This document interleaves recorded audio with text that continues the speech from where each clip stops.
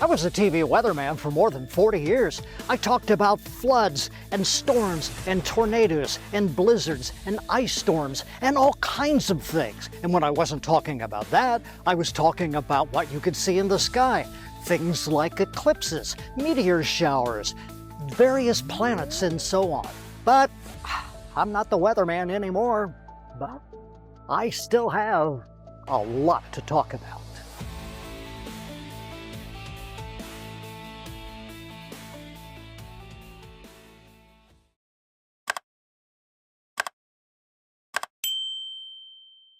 Well, hi everybody. Welcome to the second installment of the Hey Kevin Show.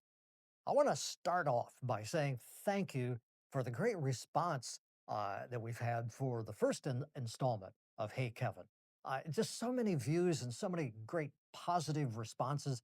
I've, I'm just amazed. I'm just really surprised and flattered and kind of humbled by the fact that you have responded in the way you have. And so I'm going to try to continue to provide you with information, some interesting little facts and tidbits and things. And so once again, thank you very much for your participation in Hey Kevin. Now, if you would like to get involved, there is an email at the bottom of your screen, and you can email me questions and things like that. And I'll try to get around to answering the question. One of them, for example, and that's the reason this is called Hey Kevin, is, well, people ask questions. For example, this one.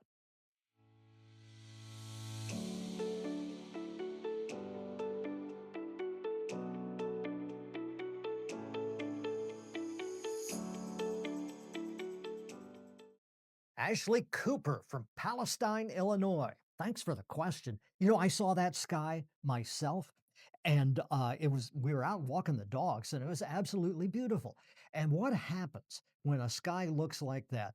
We had a deck of clouds, some mid-level clouds, and the sun was setting. And so the sun was shining up against the clouds and causing it to look like it did. A lot of times the colors we see in the sky have to do with three things. First of all, where you are, where the sun is, and what's in between. And that will help produce the colors you see in the sky. And that beautiful sky you saw, Ashley, was provided by a deck of clouds and the sunlight bouncing off it. Let's do a weather quiz. We're talking about thunderstorms, and so I thought this would be a fun one to do. In what year was the term Tornado Alley coined by two Air Force meteorologists? 1945, 1948, 1952. Tornado Alley. When was that term first used?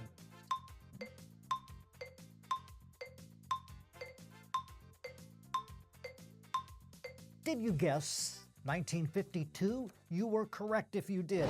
Captain Robert Miller and Ernest Fawbush. Miller and Fawbush.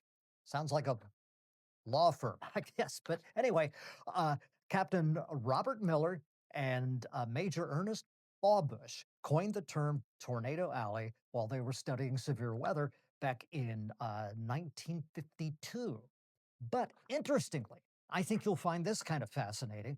On March 25th, 1948, those same two meteorologists were stationed at Tinker Air Force Base in Oklahoma. And they predicted that there would be a tornado. And there was. And that became the first official tornado warning that was issued on March 25th, 1948.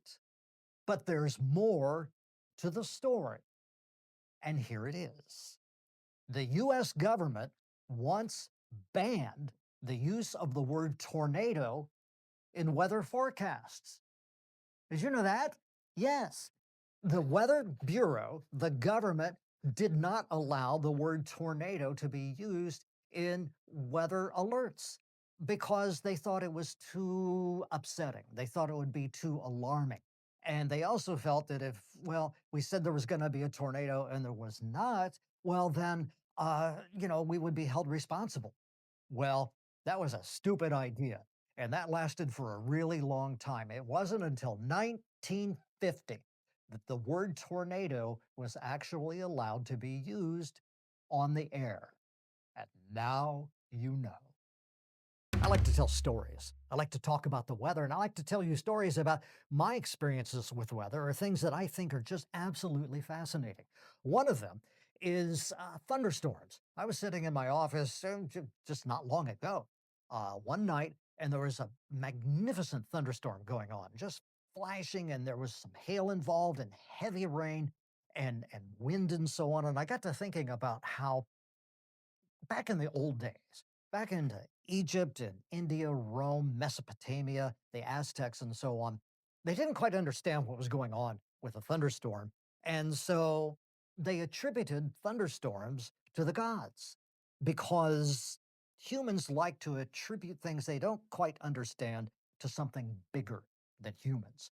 And so what we have is the attribution of something bigger than ourselves to a thunderstorm. And I got to thinking about that. Sitting around like 1,000 years ago, 2,000 years ago, what would I think if a thunderstorm was going on? Well, some of the gods that we have talked about in history and so on, how about Zeus or Jupiter, Thor, even Baal from the Bible? They were all once storm gods. And so there you go. That's the history of storm gods. And now let me talk to you about thunderstorms and one man who experienced a thunderstorm firsthand. This is fascinating. This is absolutely fascinating to me. I happened to stumble across a book years ago by a fellow named William Rankin. He was a lieutenant colonel in the Marines. And he talks about a flight that he was taking on July the 26th, 1959. So he was flying just off the east coast of the United States, just a routine flight. He was flying an F-8 Crusader jet, pretty fast jet. He was flying just below the speed of sound. And he was flying, climbing up to about 48,000 feet. All of a sudden, at 48,000 feet, he heard a clunk and then a thump in his airplane, and the airplane lost power. And he thought, uh-oh. So he had to eject. He hit the eject button, he went out of the airplane, and he goes up into the air.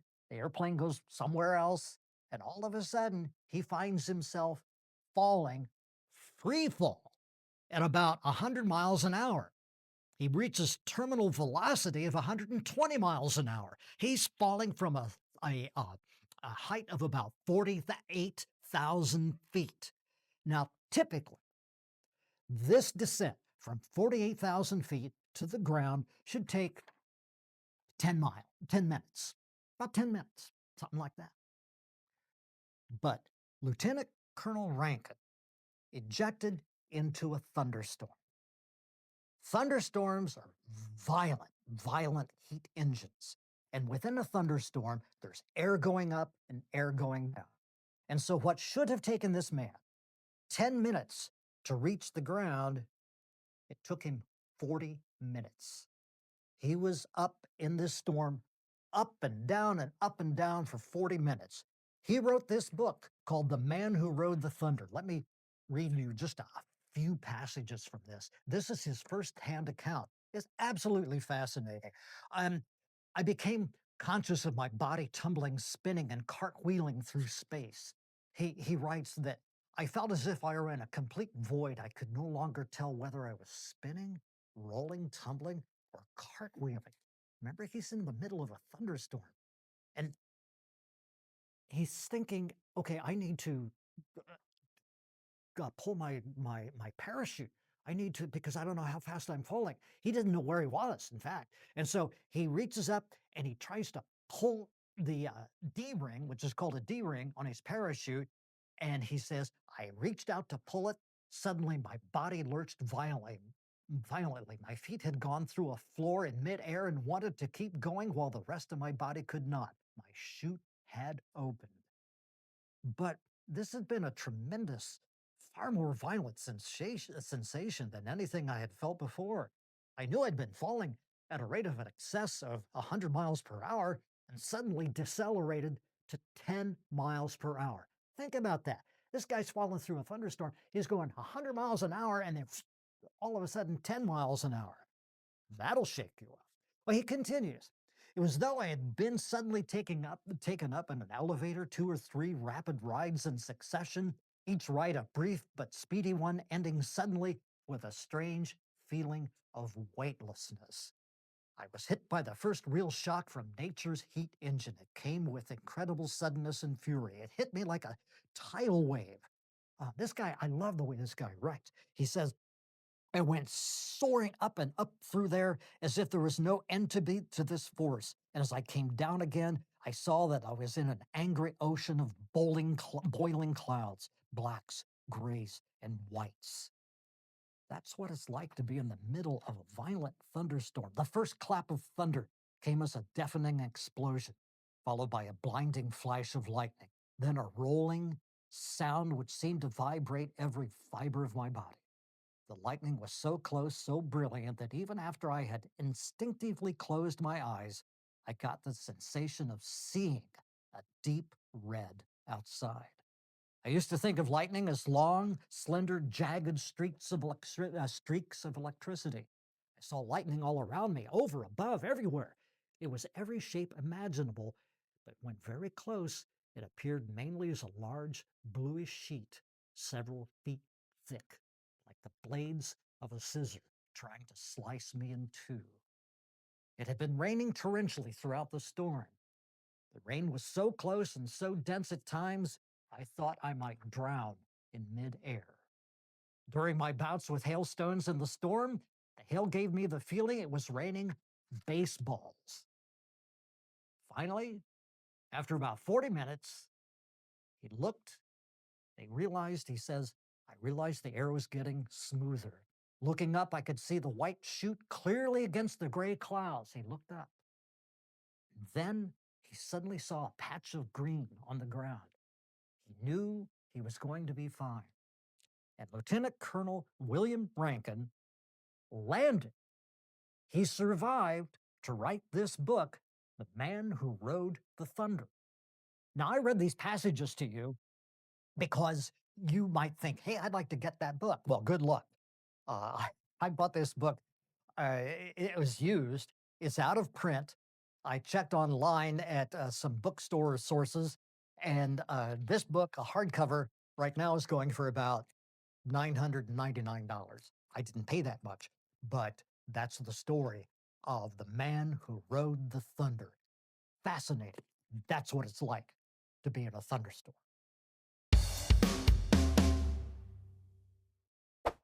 It's time for another weather word. Words that describe crazy things going on in the weather, maybe words you haven't heard before. Today's weather word is pareidolia. Pareidolia is the human tendency to see images of faces and animals in the clouds. Have you ever looked at a cloud and seen like a bunny or your Uncle Marvin or something like that? Well, if you do that, what you're doing is experiencing pareidolia, the tendency to see images in the clouds. Pareidolia. August is a pretty great month for checking out the night sky. The August full moon is called the sturgeon moon. Now, all the full moons have names, and they kind of track what goes on with the year. Each full moon is usually named for what goes on during that particular season. Well, the sturgeon moon, not the surgeon, the sturgeon moon is named after the sturgeon fish that are captured and caught in the Great Lakes. And so the sturgeon moon is the full moon of August. There is a planetary alignment. On August the 12th, you'll be able to see Venus and Jupiter. Remember earlier we talked about Venus, that morning star is very bright in the east in the morning. Well, now on the 12th of August, you can look and see Venus and Jupiter very close together. Mercury is visible in the eastern sky before sunrise in the second half of August. The crescent moon will be on August the 15th through the 30th, and that'll be near Mercury. So a lot of things happening in the month of August in the nighttime sky. So let's say you're sitting out on a nice summer evening, and it starts to cool off a little bit, but it's still pretty warm. And you think, wow, I wonder what the temperature is out there. But you look around and there's no thermometer. You can't figure out what the temperature actually is. Well, you can thank Amos Dolbear for a great way to know what the temperature is by listening to crickets. Amos Dolbear, back in 1897, figured out that you can listen to crickets and figure out the temperature in Fahrenheit. Here's how you do it. You count the number of chirps a cricket makes in 15 seconds and then add 40. You add 40 to the number of chirps a cricket makes in 15 seconds, and you come up with the temperature within a couple of degrees, the actual temperature in Fahrenheit. And that is Dolbears Law and the cricket temperature calculator. Well, that pretty much does it for this episode of the Hey Kevin Show. Want to thank everybody for tuning in. And remember, you can contact us by looking at the email at the bottom of your screen. I'm always happy to answer questions, whether they be in video or text or whatever. I'd like to get back with you. This is an interactive thing. So, you know what? One of these days, I got to get Patrice in here too. I get her and we'll talk about that. So, I'll see if I can get her lined up to come in here and be at least a guest on one episode of the Hey Kevin Show. So remember that you can always tune in every other Wednesday on YouTube and everywhere else for Hey Kevin. And remember, in the meantime, as a rule, man's a fool. When it's hot, he wants it cool. When it's cool, he wants it hot, always wanting what it's not. Bye, everybody.